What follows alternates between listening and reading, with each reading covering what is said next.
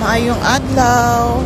Ako nasa din si Agnes. Today is September 28, 2025, Sunday. So, karang adlaw is day off diri sa Hong Kong sa mga konyang. So, nasa uban weekdays, pero ako nakatuka sa Sunday. Karang adlaw, sa pagnaog na ako sa balay, sa building na mo, nakita na ako napako sa hagdan. Ana ang bus, so dali-dali kay pugdagan dahil marang mawa jud akong espiritu lagi dumagan kay nakita na ko na ano mini siwel nga yellow. So mao to ka dali-dali ko kay wa man jud ko di man jud ko kagwan taog magbaklay ko padung ubos kay sobra ka init. Although dool raman pero karang init ba?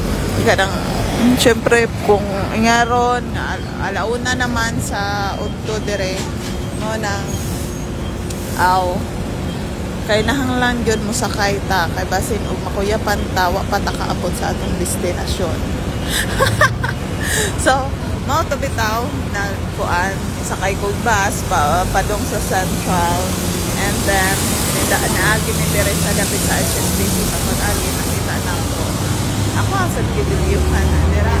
So nagmuni-muni sa sad ko hangtod nga moabot na ta kay kinahanglan take time na to nga nakalingkod ta kay dili kayo daghan ang pasahero na kay mudto na so mao nang usahay dili ta makalingkod kay puno na ang sakyanan padung ubos kay kanang kung sayo ka mong gikan puno gyud mao na guys. Enjoy sa inyong day off sad o mag-amping ang tanan, mag-amping ang mall kay og Sunday daghag tao daghag kag makabangga.